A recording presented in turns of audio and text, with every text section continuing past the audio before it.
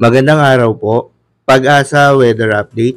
Alamin ang lagay ng panahon ngayong araw na Miyerkules, October 4, 2023 at latest update sa bagyong Jenny.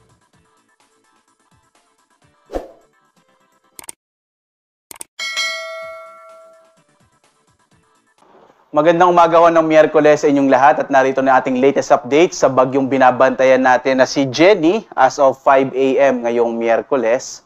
Makikita ho natin sa ating latest satellite images, huling namataan ang sentro ng mata ng bagyong Jenny na sa 270 kilometers northeast ng Itbayat dito sa lalawigan ng Batanes. Bahagyang humina itong bagyong si Jenny at sa ngayon ang kanyang maximum sustained winds ay nasa 150 kilometers per hour at yung pagbugso niya nasa 185 kilometers per hour. At ito ay kumikilos pa kanluran, hilagang kanluran sa bilis naman na 10 kilometers per hour. Malaking bahagi ho ng Northern Luzon at gayon din sa Central and Southern Luzon ay makakaranas. So, malaking bahagi ho ng Luzon ay makararanas ngayon ng maulap na kalangitan na may mga pag-ulan, lalong-lalo na sa may bahagi ng Ilocos Norte, Apayao, Cagayan, lalong-lalo na ho sa Batanes at sa Babuyan Islands kung saan pinakamalapit ho yung bagyo sa kasalukuyan. Samantala naman, narito yung ating latest track ng bagyong si Jenny. Makikita ho natin, ngayong hapon patuloy niyang babaybayin ho at kikilos na ito pakanluran patungo sa may bahagi ng Taiwan. Bukas ho ng araw ng Huwebes ay posible itong mag-landfall dito sa may southern part ng Taiwan at posible ho by tomorrow afternoon or evening, hapon hanggang gabi, ay nasa labas na ito ng Philippine Area of Responsibility. Gayunpaman, patuloy pati inaasahan na palalakasin ito ang habagat na magdadala ng mga pag-ulan lalong-lalo na ho dito sa may western section ng Luzon.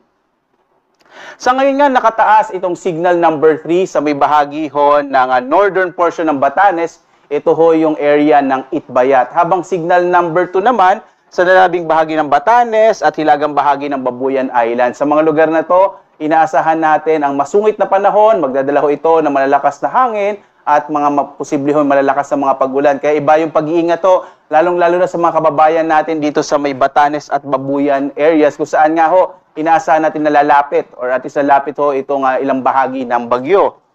Signal number 1 naman sa nalalabing bahagi ng Babuyan Islands, nalalabing bahagi ng mainland Cagayan, hilagang bahagi ng Apayao at hilagang bahagi ng Ilocos Norte. Kaya asahan din ho yung mga pagbugso ng hangin dito sa mga lugar kung saan nakataas itong signal number 1. Iba yung pag-iingat ho para sa mga kababayan natin. Samantala ho, dulot ng bagyong Jenny, inaasahan natin na malalakas sa mga pag-ulan ngayong araw sa Batanes at sa hilagang bahagi ng Babuyan Islands. Habang bukas, habang papalabas na yung bagyong Jenny, inaasahan pa rin natin yung mga pag-ulan sa ilang bahagi ho ng Batanes at Babuyan Islands. Samantala, ito naman ho inaasahan natin mga pag-ulan na dulot ng hanging habagat. Inaasahan ho natin yung katamtaman hanggang sa malalakas sa mga pag-ulan ngayong araw sa Zambales, Bataan, Occidental Mindoro at hilagang bahagi ho ng Palawan kasama yung Kalamian, Cuyo at Calayan. Bukas naman, asahan pa rin ng mga kababayan natin sa Zambales at Bataan, Pampanga, Bulacan, dito sa Kamaynilaan, Cavite, Batangas at Occidental Mindoro. Patuloy ho may posibilidad ng mga katamtaman hanggang sa malalakas na mga pag-ulan dulot ho ito ng habagat na pinalalakas pa rin ng bagyong Jenny. So kahit nasa labas na ng Philippine Area of Responsibility ang bagyong Jenny, maaari pa rin itong magdulot ng pagpapalakas ng hanging habagat. Sa araw nga ho ng Biyernes, posible pa rin ang mga pag-ulan dito sa La Union, Pangasinan, Zambales, Bataan at Occidental Mindoro. Pagdating ho ng weekend, inaasahan ho natin malaking bahagi ng ating bansa, lalong-lalo na sa Luzon, ay makararanas ho ng generally fair weather pero yung mga isolated rain showers and thunderstorms ay maaari pa rin maranasan sa hapon hanggang sa gabi. Ito rin ho inaasahan natin ngayong araw sa nalalabing bahagi ng Visayas at ng Mindanao, mga isolated rain showers and thunderstorms.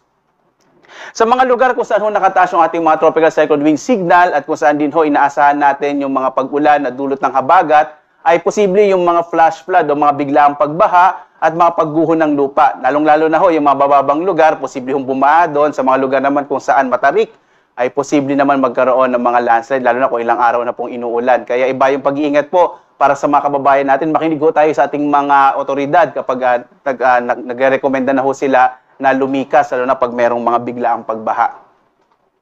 Narito naman ho yung mga lugar kung saan inaasahan natin magkakaroon ng mga pagbugso ng hangin. Dulot ho yan ng pinalakas na hanging habagat. Ngayong araw, posible hong may mga pagbugso ng hangin sa southern portion ng Aurora Bataan, Kamaynilaan, Occidental Mindoro, Kalayaan Islands, Romblon, malaking bahagi ng Calabarzon at ilang bahagi ng Bicol.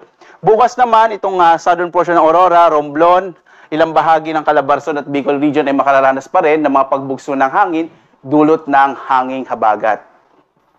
Narito naman yung lugar kung saan delikado pong maglayag. May nakataas pa rin tayong gale warning sa may bahagi ng Batanes, Cagayan kasama yung Babuyan Islands, Isabela at Ilocos Norte. Delikado pa rin ho na maglayag yung mga maliliit na sasakyang pandagat at maliliit na mga bangka sa bahagi ito ng ating bansa dahil nga inaasahan natin na magiging maalon yung karagatan. Sa lalabing bahagi ho ng mga baybayin ng Luzon, inaasahan naman natin yung katamtaman hanggang sa maalong karagatan. Iba yung pag-iingat din po ang kinakailangan, lalong-lalo na para sa ating mga mangingisda at mga sasakyang pandagat.